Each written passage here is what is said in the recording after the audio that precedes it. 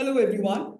I'm Neena Gopal. Welcome to Global Express, where we have a battery of experts dissecting events in our neighborhood. Please click on the new Indian Express website and subscribe to the show. This week, more than at any other moment since Hiroshima and Nagasaki, we're poised at a very critical moment in history. Could this be the much feared nuclear Armageddon set off by feckless, power hungry leaders that are now holding high office? As Israel's attack on Iran enters its second week, spiraling into a major confrontation with drones and bombs raining down on Tehran, targeting not just military installations and power supplies to nuclear facilities, but a television station and the top echelons of the Iranian army, the Revolutionary Guard Corps, and overground nuclear facilities are still unable to get to the underground enrichment and storage sites at Fordow and Natanz. The questions before us are these. Will Iran step back from the nuclear brink? Will Iran's supreme leader, Ayatollah Ali Khamenei, who has publicly rejected Trump's call for an unconditional surrender, choose a nuclear settlement over a nuclear confrontation? Will the United States be drawn in to finish the job the Israelis started? Israel is paying a high price too, despite being weakened, its proxies decimated. It still has managed to rain missiles, hypersonic missiles, on Israeli cities. Trump was voted to power by Americans who did not want their sons and daughters fighting a foreign war in a foreign field. And yet, without US firepower, Israel cannot destroy Iran's nuclear facilities. It cannot destroy Iran. And it will be open season on US air bases in the Middle East, on US citizens, many holding dual nationalities in Israel itself and the US mainland. They will all become legitimate targets. US involvement goes against the very anti-war ethos that brought Donald Trump into the White House in the first place. Is that why Donald Trump is hesitating, playing coy? I may do it, may not do it, nobody knows what I'm going to do. And the big question, will nuclear Iran be America's next Vietnam? Iran has said that if the US gets involved, it risks an all-out war. Talking to us today on the Iran-Israel confrontation are several experts.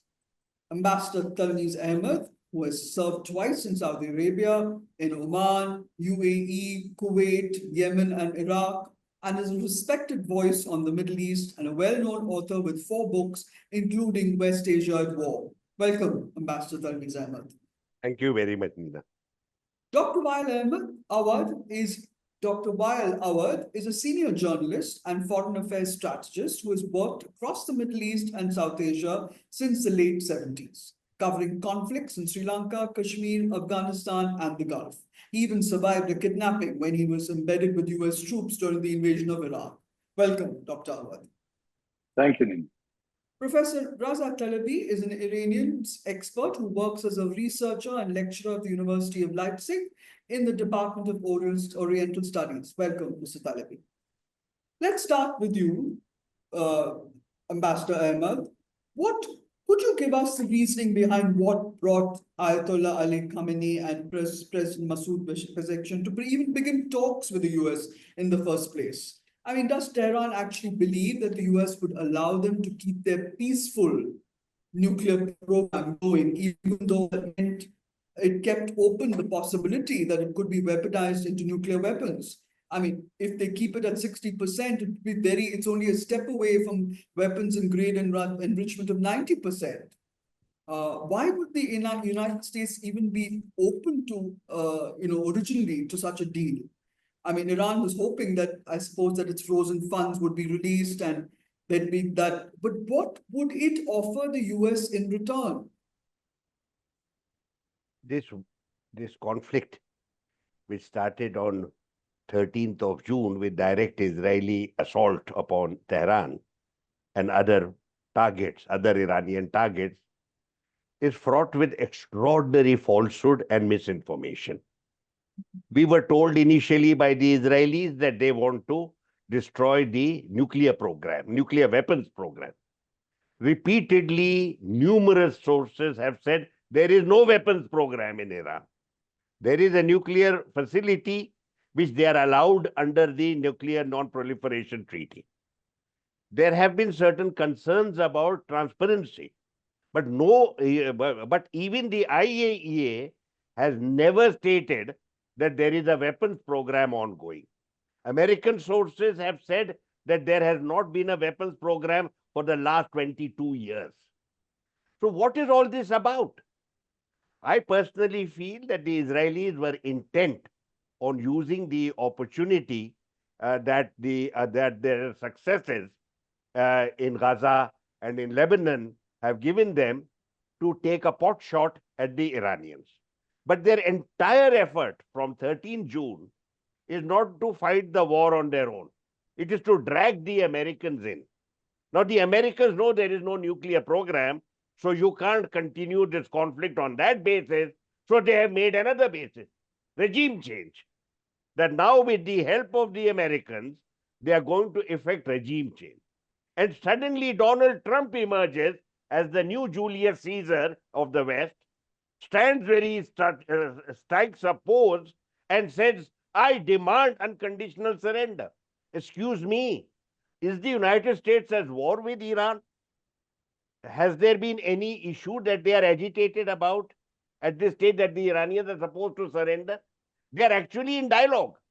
For the last 2 months, Iran and the United States have had 5 rounds of dialogue, and the Israelis deliberately started the current conflict just 2 days before their 6th round. What the Israelis were concerned about, that there would be a deal at Muscat and that they would be deprived of this moment of war. Actually, for Israel, there is no strategic purpose or strategic objective anymore. Continuing the conflict for as long as possible and inflicting the maximum possible casualties upon the people of West Asia is an end in itself. Now, what Netanyahu has done is to press the right buttons with Donald Trump. He has given Donald Trump the opportunity to strut on the world stage and pretend to be a statesman. But there is no purpose in this. And yet you have seen since then, since he returned from Canada after the G7, after he left the G7 meeting, that he is floundering for a policy. He has made aggressive statements that I am going to, he says, we control the skies. But the United States has itself stated they are not part of the war. So how do they control the skies? He is buying this Israeli agenda. He wants an unconditional surrender and has even threatened the head of state of another country. Now, this is what the global superpower has been reduced to, and this is an embarrassment, this is a threat, this is a danger, both to our region and to the international community at large.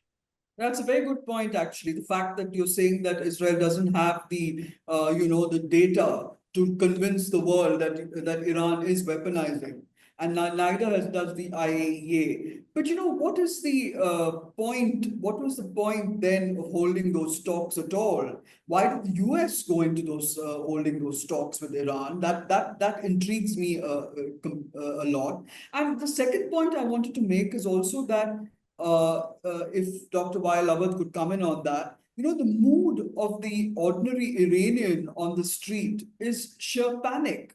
Because, there's a complete shutdown of markets, of shops in Tehran itself.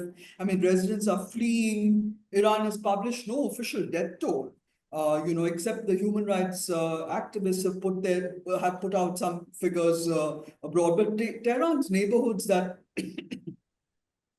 house the Revolutionary Guards are under attack.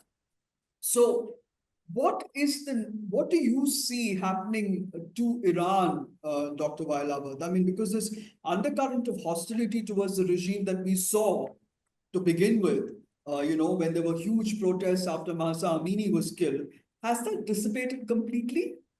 Thank you. I think, Lina, what we need to focus is very important. We should give a small history as Ambassador Talmiz was giving. I would like to focus mainly on the Iran-US relation and the West. In fact, if you look at the Iranian from 1950 to 1979, where the Shah of Iran was the watchdog of the American and the West in the Gulf state.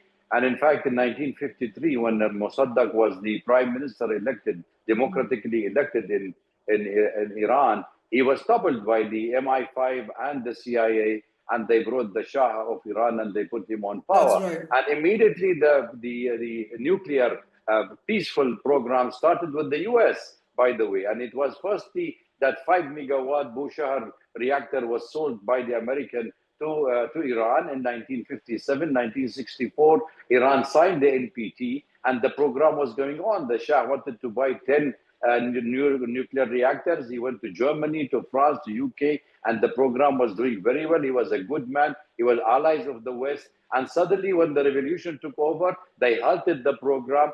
They immediately gave the Bushehr details to the Saddam Hussein, who bombed the Bushehr nuclear reactor. And then Iranian, after that, realized that the Americans took them for a ride. Neither they gave them spare parts for their fighting against Iraq, nor they give them anything in the program. So they shifted to Russia and to China and to Pakistan, where they have started building their own. So the pretext of the destroying Iranian nuclear arm, it's just like when you call it a good terrorist and a bad terrorist. When you are a good terrorist, you are playing with them, it's fine. But you are a good allies when you are with them, and then you are bad allies. So it is a regime change, which has started in the United States. It started with Iraq, continued to Libya and to Syria, and back into Iran is exactly the same procedures. So Iran is the last steadfast standing country in the face of conquering the whole of West Asia, because Syria, Iraq, Jordan, Lebanon, Houthis will take on them. Nothing left except Iran. So total control on the Strait of Hormuz, on the Red Sea, on the Mediterranean Sea, and there is a blockage for the future trade on the South countries like India, China, Japan, or Korea, who depend mainly on the Gulf oil and gas. So therefore, it's a conflict of interest. Israel is doing the American dirty job in the region, and the American who called the shots knows very well President Trump. He was responsible for 2018 pulling out of the nuclear deal, and then he wanted a better deal. So if you went to the table to negotiate a better deal, you don't give the green signal to Netanyahu to preemptive. And this sort of attack, he carries a 300 attack on different targets in Iran, civilian being killed, and a military personnel, top leaders. It was meant that they thought that the regime will fall in its own, but they have absorbed this attack and they retaliated in a manner that any country under the UN Charter get attacked, they have the right to defend themselves. That's very interesting, because the reports from within and outside Iran continuously say that Israel is starting the first steps towards instituting a regime change. And the deposed Shah of Iran's son, the so-called Crown Prince, has given an interview to the BBC where he says he's ready to return. So regime change didn't even work in Iraq. I don't know why they believe that it will work in Iran, because boots on the ground, they will not be greeted with, the red carpet will not be rolled out. So there could be a huge problem facing this confrontation. But on Iran itself, I mean, the people itself is one issue. But Israel, while it looks as if it has the upper hand in attacking Iran, Iran is also inflicting a lot of pain on Israel. I mean, there are reports that it can keep up this barrage, of missiles for some time to come. So, do you see this as the military operations intensify? Do you see Iran having the military depth to confront Israel, Ambassador Ahmed? And do you think that could have a wider implication? As of now, obviously, Israel has the military edge. There is no doubt about it. As far as Iran is concerned, they have been subjected to sanctions for the last 45 years. Their armed forces are obviously at a very rudimentary level compared to the Israelis, who have state-of-the-art equipment and facilities from the Americans. So what has astonished the Israelis, the Americans, and the international community at large is the Iranian capacity to retaliate. The Israelis were under the impression, and they have announced publicly several times, that we have destroyed the air defenses of the Iranians. We have taken out the missile systems. We have destroyed the drone systems. And yet, day after day, now we are into the 7th day, day after day, Iran continues to damage, it continues to inflict extraordinary damage. That means the Israelis do not really have a walkover. That is a very important point, which is why now there are two things about the conflict that are obvious. Number one, the Israeli assaults have done minimal damage to the nuclear facilities. They were talking about taking out this, taking Natan, what only for Fordow they had said we need the American, that big bomber. Otherwise, Buster. they were confident for the rest, they would destroy everything with their own capacity. That has not happened. And the IAEA has said that while damage has been done, it has been largely to the surface facilities, not to the it is not to the enrichment process. So that is the first point to be noted, that they have gone nowhere. That is why they have started diversifying their attacks and now calling it we are doing this for regime change. It's bogus. They are attacking police stations very dangerously. They have attacked energy facilities. They are doing all kinds of things to cover up the fact that their core mission has not succeeded. The second part of this war is again very strange, that the Iranians day after day are able to hammer the Israelis. What the Israelis show you on their television are the so-called civilian sites. They completely erase from the screen any hint that the various strategic targets that Iran has proclaimed that it has hit, they are not shown to us. But I have a feeling that there has been considerable damage. It is only after this, in the last 2 or 3 days, that the Israelis have been desperately wanting to get the Iranians, to get the Americans in. Because once again, Netanyahu, at the beginning of the conflict, makes very grandiose statements. We will annihilate this, we will annihilate that, and he is not able to succeed. You have noticed this even with regard to Gaza. He has killed 55,000 people, but he is still fighting Hamas. Because Hamas, as Biden told him repeatedly, is a movement. It is made up of ideas. It is a response to what the Israelis have done to the Palestinians for the last 75 years. So they can't be eliminated through military force. And certainly you cannot do the same thing in Iran. And you can't do it through air power. There are no ground troops, and yet you have this movement going on. I think this is something very dangerous that Netanyahu has got into. He wants to perpetuate conflict all across the region, and he desperately needs to pull the Americans in, because on a wise statesman in Washington today would by now have started discussing ceasefire and to see how you can manage the security issues of West Asia through discussion and dialogue. You cannot achieve that through war. In fact, Ambassador, both Russia and China have also stepped into the conversation and called for peace. But I also want to ask about this question about Iran's, the charge that Israel makes that it's an existential threat to Israel, and that it's Iran's quest for regional dominance that is at the heart of all of this fight. I mean, Israel did attack Iran in April and October last year.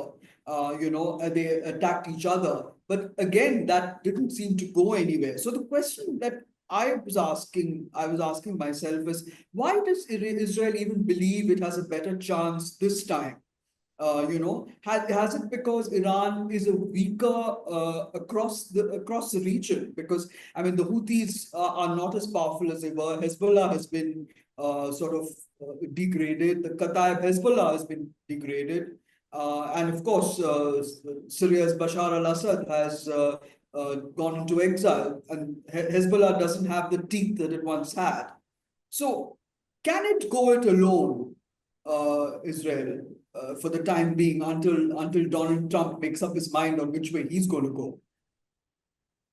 Dr. Ahmed. Well, I think the Israelis understand this wrongly. They have reading the wrong history book. Actually, ever since the war on Gaza Strip started, Netanyahu knew that his survival in political survival depend on the prolongation of the war. So therefore, he could not finish Gaza Strip. Now he's taking on the West Bank and conquering and asking his minister Smotrich and Ben Gvir to annex maximum land of the Palestinian, to not even give them the dream of having any kind of a territories to build up a Palestine. And he has been also criticizing Macron, the French president, along with his minister, and telling them make Palestine in France, not in Israel or Palestine.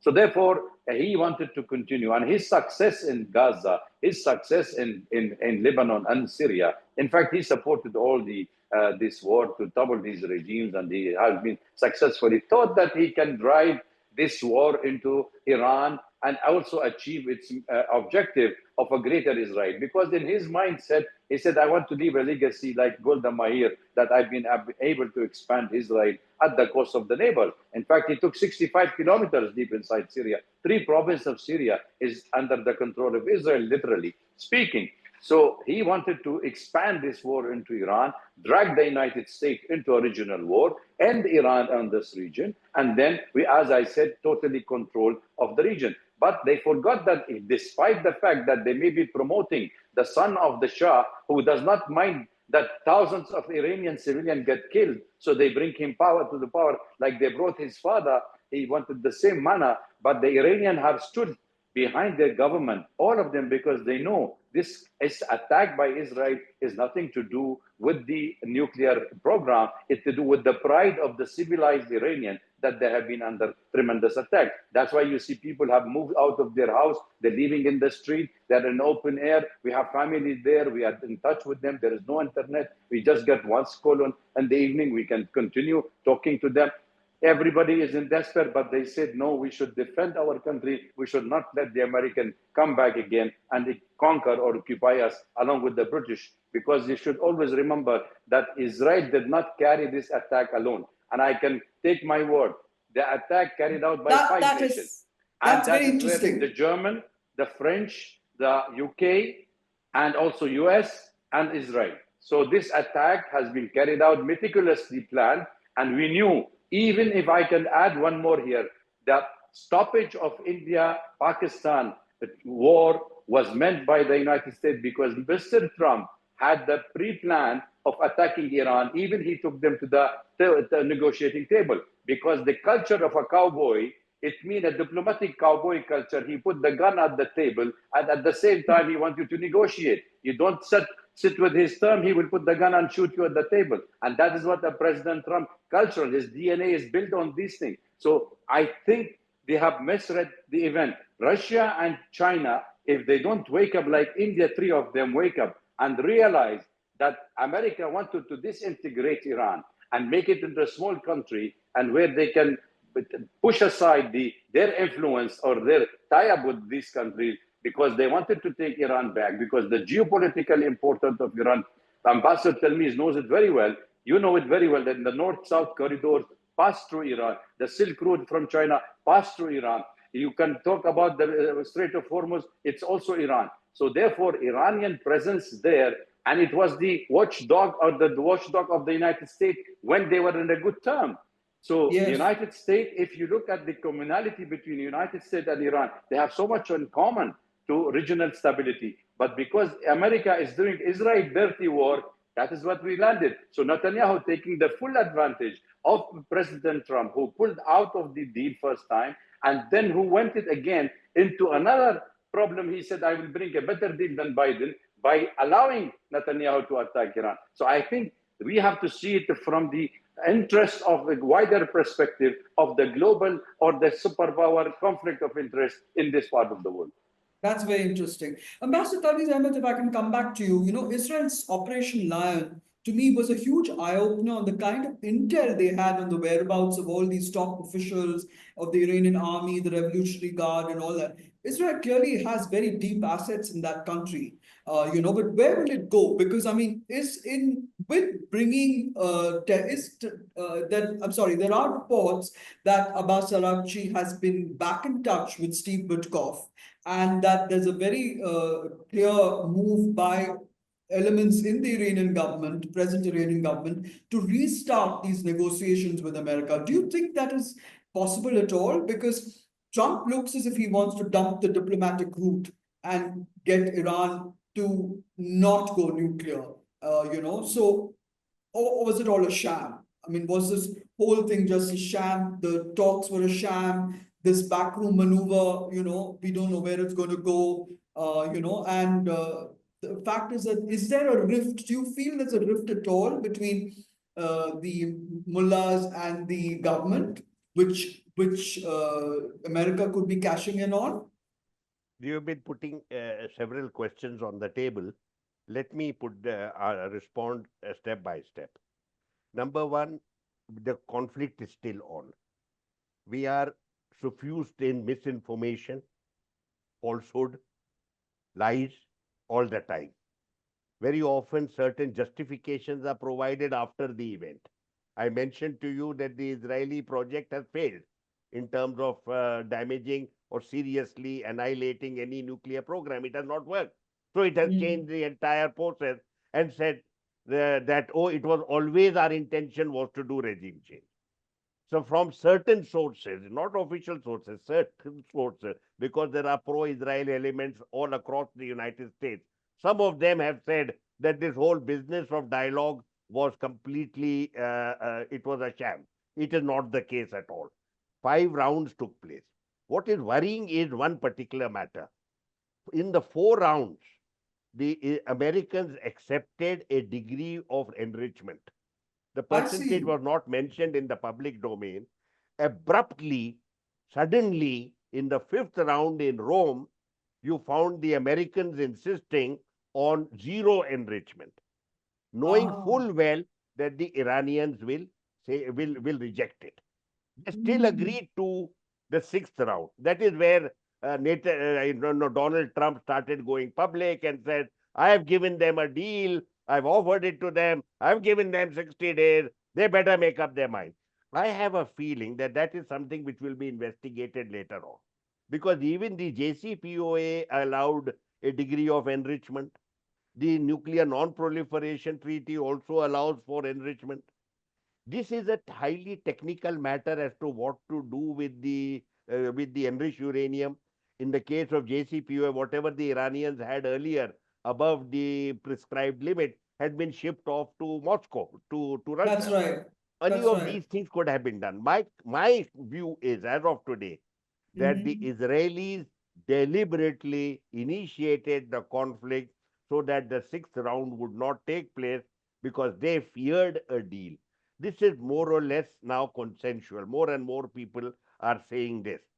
Now, what did Donald Trump do? Donald Trump, instead of expressing ire about this preemptive attack, the preventative they called it, attack. It is preemptive in terms of scuttling the dialogue. He called it excellent because he gets a charge. He gets a charge with the idea of war. He wants to do business. He's a deal maker, but somehow war and destruction and killing, assassination seems to bring out the Julius Caesar that is inside him. He loves to strut as a general. You saw that he took this parade and was standing there and was feeling very, very good about himself. Makes a statement. I've got very big plans, not just a ceasefire, very big. It's going to be big. And he says, I want unconditional surrender at a country with which you are not at war and with whom you have never indicated. What is Iran supposed to do in terms of unconditional surrender? That they are supposed to come out where? Are you supposed to meet at a table in Versailles, in some room, and some sword is going to be put on the table? This is become it's nonsensical, it is farcical. Now there is another load of absolute rubbish, and that is the Iranian people are hostile to their regime. Now, whether anyone is hostile or not, in every country you have a wide variety of opinion. But the minute you threaten that country, they all come together. If you remember, when the Iraqis attacked Iran in 1980, they were under the impression this is a broken country. Absolutely. The armed forces are broken. The regime has barely taken charge. Their institutions are not in place, and everything is very confusing. The minute the Iraqis crossed the border, the country became one. They were able to hold their own. And if there is any parallel you need today, you have got the Iraq experience of 1980 to 88 staring at you. Look at the damage that the Iranians suffered. day after day, week after week, month after month, the entire international community supported Iraq. They allowed them to use chemical weapons, and yet the Iranian did not surrender. It is only That's true. right at the end that they agreed to a truce, which he called a bitter challenge. But Iran is therefore, you cannot destroy a regime on the basis of war. What you are doing is not regime change. It is destruction of Iraq as an end in itself. What the Americans tried to do in Iraq. You Yes, remember, they with said we Saddam will send Hussein. them back to the old Stone Age. That's what Yes. the Americans do, so that the country doesn't recover. It takes 20 years to recover. But do remember that that assault upon Iraq gave birth to Zarqawi and the Mm, Islamic State. And that's that was the true. scourge. Look at how the American occupation was undermined by the very forces that emerged as a result of the occupation. So the Mm, Americans should have caution here that there is no such thing as regime change that can be done by military force from outside. And yeah. also, finally, the Iranians have an Islamic Republic. But the Islamic Republic is not monochromatic. It has such a wide variety of people who have been at its head. There have been very different people, Rafsanjani, Khatami, Rouhani, Pezeshkian. I would say to you that the present president, Pezeshkian, was truly committed to changing the scenario at home and having a new diplomatic initiative abroad. Indeed, I would say to you that the Israelis were terrified that Pezeshkian might actually do certain outreach to the Americans and possibly, just possibly, come to certain arrangements. Israel thrives on Iran-US conflict and is a very major instigator of that. The US has come back in a big way into the Gulf, in the sense it's deployed its third aircraft carrier, the USS Nimitz, to the Gulf. It's flown in more B-2 bombers. It's got 30 plus refueling planes to refuel Israeli fighter jets. And this will give Israel more flying time if it decides to attack Iran's nuclear facilities. So is this a threat to force Iran back to the negotiating table, or is it a move to basically decimate Iran's nuclear facilities? What do you see happening? And is there a group Yes, within Iran that is pro talks, and is there a group that is anti talks with the US? okay. Thank you for giving me. And firstly, military pressure alone cannot achieve this. Israel wants to involve the United States not only to intensify psychological pressure on Iran, but also to add another layer of strategic leverage. The current situation is on that, unfortunately, Iran's supreme leader, Ayatollah Khamenei, helped create, but allowing Mossad to infiltrate the Iranian system and cause so much damage, all while cracking down on the people. He gave Netanyahu the opportunity to present himself as a savior. Returning power to the people was the best option, and it could have prevented all of this. In this condition, Ayatollah Khamenei still seems to believe that the war can be contained. Yes, Iran has been able to inflict some damage on Israel too, but for how long can this continue? Israel has established air dominance over Iran, striking targets at will, and this is the result of the serious mismanagement and the weakness at the center of power.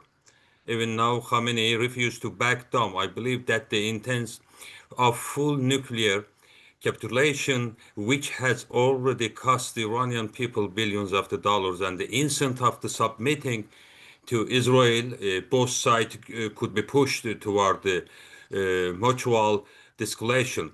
Not surrender, not submission, but a temporary ceasefire, a halt of the hostility. And let me be clear, and for it, it's maybe it's very necessary. Democracy is never born from the foreign invasion. Israel may have the assumes because of the internal division in the Iran, corruption, repression, dictatorship that is would enjoy popular support, but it didn't happen. This is the double-edged sword. The regime may believe people are now standing with it, but that's an illusion.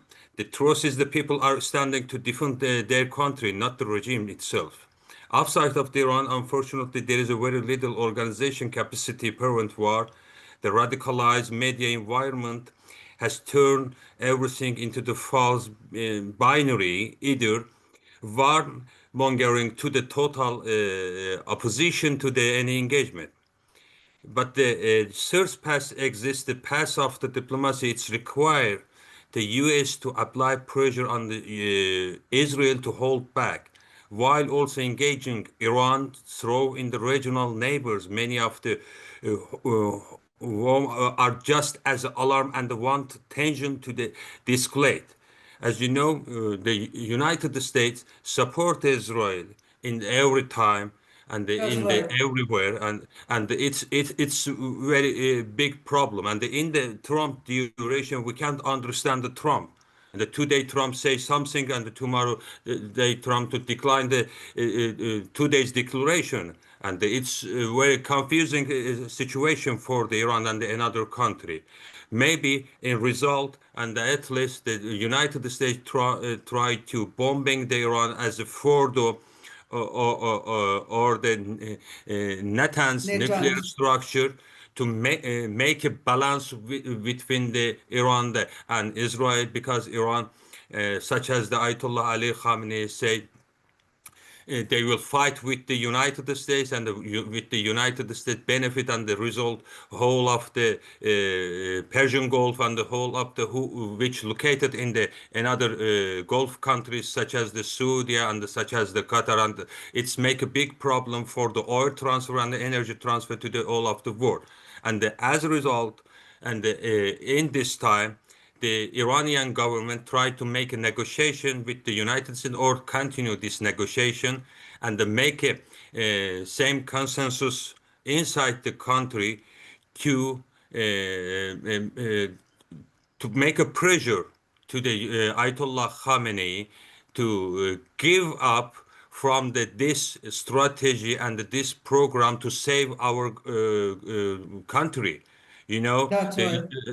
and you know Israel declined the NPT, and Israel don't allow the another IAEA expert to visit this Israel to control the Israel nuclear program, and it's another problems. And Yeah, now, that's exactly what I was going to ask you, because Professor Talebi, oh, nobody oh, talks about Israel's nuclear okay, program. okay, okay, You okay. tell us more. About the Israel. No, Israel's Okay. nuclear program. Why is it not come under the IAEA? Why is it closed off? Do they It's have? it's a huge problem in our world. You know, the Israel is a problem. I know the Iranian regime is the problem, but we have the same problem, another problem that the Israel. Israel has near the 90 or till to the 400 nuclear warhead, and the Israel don't respond to the international law. Israel make a aggression and the invasion against the people who lived in the Gaza, in the Lebanon, in the Syria, in the Iraq, and the Israel don't respond to the international law. And another problem is that the West continue to support the Israel. If West want to control the Iran, they could to support the Iranian people to change the regime inside the Iran. But now they try, such as the some of the leader in the West, such as the Merz in the Germany, in country I live in, this that he tried to support the Israel, as he said, the Israel do our dirty war. It's very shameful to the West. It's very shameful to the humanity.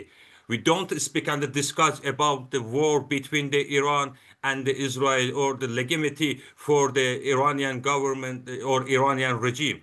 Now we Yeah, speak about the problems which initiate from the Gaza problem, which initiate from the 1948 in the Israel. The world and the West must be accept their responsibility to control the Israel, to make a negotiation with the Iranian regime. You know, yeah, Israel has a very huge and the secret program initiated from the 1950 to the 1980, and they try to make a trap for the United States that they didn't give any information to the United States. Now they yeah. try Thank to you. involve the United States to this war. It's not a war for the United States. It's not a war for the Turkey or the Iraq to Pakistan or Afghanistan or the another country who surrounded the Iran. It's a war between the two dictator regimes such as the Iranian regime and such as the Israel regime, and that they try to take this responsibility to Iranian people. But no, the Iranian people select the one strategy. They will fight with the Israel regime against the invasion, but they don't stand on the near the Iranian government, such as the Ayatollah Khamenei. I think That's a maybe good point.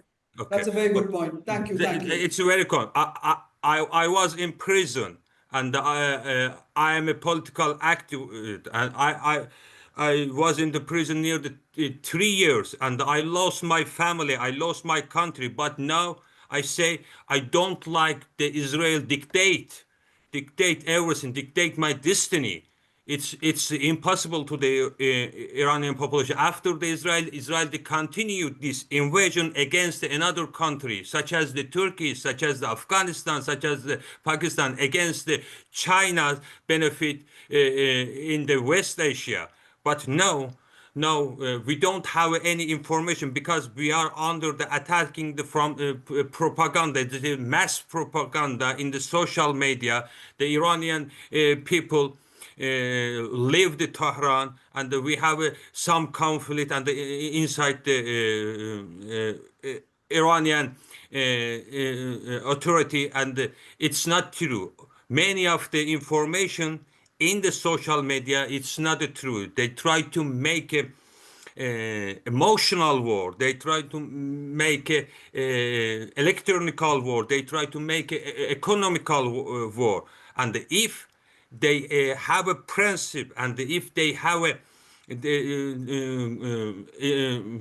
right, and if they have any strategy to give a freedom and the liberty to the people, first one they do is in inside the Israel, in Gaza, in the West Bank. Yes. Thank you very much, Professor Talebi. It was a very interesting conversation that we've had with you. I need to wrap up, so if I could have concluding remarks. I actually am quite intrigued by the fact also that President Trump has, Dr. Waeil Awwad, if you could comment on that. You've talked about how, the President Trump has even co-opted Pakistan possibly to keep an eye on Iran's eastern border with Pakistan. Is that a possibility? Is Pakistan's geography going to work in its favor again? I mean, Asim Munir is not a head of state, and yet he was invited by the president to the White House. Will Pakistan play the game? Well, he could be the next president of Pakistan, so he's maybe in the making. So that's why when the Americans meet him and surpass the other leaders of Pakistan, they have a message to give. That is one. The second one, that the American, the British, and the Western board have already sent their ships into the Strait of Hormuz. They wanted to take control of it and say it's an international water. Iran does not have control. Thirdly, there is already a sabotage happening from Pakistan or from Azerbaijan or from the northern part of Iraq, the Kurdish area, Kurdistan, Iraq, that they are already creating sabotage, because attacking from the air does not bring Iran down. So American thinking of a logistic support, of starting internally the instability of Iran, and that is why they are using the card of the minorities like Baluchi, like Azerbaijani, like Kurdish card, or Mujahidi Khalq used against the government. But I think at this stage, We all understand the game plan is already open, and the Iran is going to face a tremendous pressure from the American and the West, because there are remnant colonial remnants in the brains of the American and the West, that they still can colonize the world, and they are going to do it again, and that's why they wanted to take on Iran. Ambassador Talmiz Ahmed, if we could conclude with you, where does it leave India? Because it's torn between a growing closeness to Israel and an older relationship which predates to Tehran, with which it had very close relations. Is there a push and pull in Delhi, or has Delhi decided that it's going to stay out of the whole game? Those of us who have dealt with West Asia for several years are constantly disappointed that our leaders take almost no interest in serious developments that are taking place in the neighborhood. And if those developments are not managed effectively, they can spin out of control and do long-term damage to India's interests. The way we have totally ignored the long-standing Gaza war, the extraordinary violence inflicted upon the Palestinian people, the constant, and now also after the ceasefire, 2 months after the ceasefire, Netanyahu used starvation as a weapon against the Palestinian people and is now focused on ethnic cleansing. India has been a silent spectator in all of these events. Now, when this attack on Iran is taking place, imagine if it spins out of control. Israel has deliberately provoked Iran by attacking its energy facilities, the gas facilities and the refinery. Imagine if this were to escalate. It needs just one match to light up a refinery or a gas facility. If this were, suppose there was collateral damage. We have 9 million people living in the region. If the conflict were to expand, either deliberately or accidentally, India's interests will be very seriously affected. Any one of us, you who have lived in the region for so many decades, and I, and Waeil Awwad, we are appalled at the indifference that is apparently manifest in New Delhi. It is as if none of this matters to us. But do remember that this has very serious implications for our energy security, our economic interests, the interests of our people. If we in a collaboration relating to technology, logistics, if we are looking at high growth rates in coming years, none of them can be realized if you have this kind of if the energy resources are seriously damaged. I am unhappy with regard to the indifference that I have seen in Delhi. Innocuous statements, neither here nor there, on the one hand, on the other hand, not naming anybody. All of this does not show us in a good light. And That's I a good believe point. all of us know that this is the war of imperialism. The United States, just like Ukraine is to affirm US hegemony in Europe, this is Russian. the US using Israel to establish hegemony over West Asia and get rid of the forces of resistance. We are looking at a scenario that prevailed in the early years of the Cold War, when you had pro-Western rulers all across West Asia, and this region was part of the Western alliance in the Cold War. If the Americans are not halted, and if the Israelis are not halted, you are likely to see a re-emergence of this. And do remember at that time how appalled India was when the Pakistanis joined the Western camp, and we were That's appalled true. by the Baghdad Pact, and we were appalled by what the Pakistanis did, because we felt that this threatened our interests. Do these developments not threaten our interests? So I would stop here, But I have made my point clear that there is no explanation, no justification for the kind of hands-off policy that we seem to be following at this point. We have extraordinary influence both in Tel Aviv and in Washington and in all the other capitals of this region, but we have not bothered to convey a single message of security, stability, and peace to any interlocutor. Our Prime Minister told Putin this is not the era of war. Yeah. And look at what is happening in our own neighborhood. Is this an era of war? This is not. This is more damaging to our interests than anything happening in Ukraine. In conclusion, so the key question as the Israel-Iran war enters its second week and panicked citizens from the Iranian capital that Israel is attacking with impunity and vice versa, and India too is scrambling to get its students and other nationals home, is where it will all lead. Trump returns a day earlier from the G7 summit in Canada, where he apparently told the G7 leaders that the US could join airstrikes against Iran.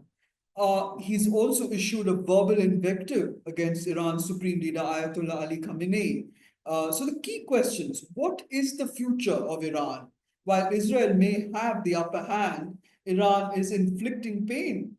Where will this Israel-Iran confrontation lead? Despite all the bluster, despite all the mistrust of the US, could Iran give in and comply with US demands on dismantling its nuclear infrastructure, even put its sensitive enrichment sites on hold? Trump has already said that Iran has reached out through its intermediaries. But if this regime is toppled, there's no saying if the US will put boots on the ground or continue its air attacks to keep Iran under pressure. If the US does come in more openly, will that not risk a more wider confrontation against the US? Israel is thousands of miles away. It doesn't share a land border with Iran, but air superiority does not mean it can control what happens inside Iran. Israel's endgame, big question mark. United States, with fingers burnt in Iraq and Afghanistan, why is it attempting to meddle in Iran? Thank you very much, viewers, for watching the show. Thank you, Ambassador Ahmed. Thank you, Dr. Waeil Awwad. And thank you, Professor Reza Talebi, for coming on the show. Viewers, do subscribe to Global Express. Click on the icon on New Indian Express and share.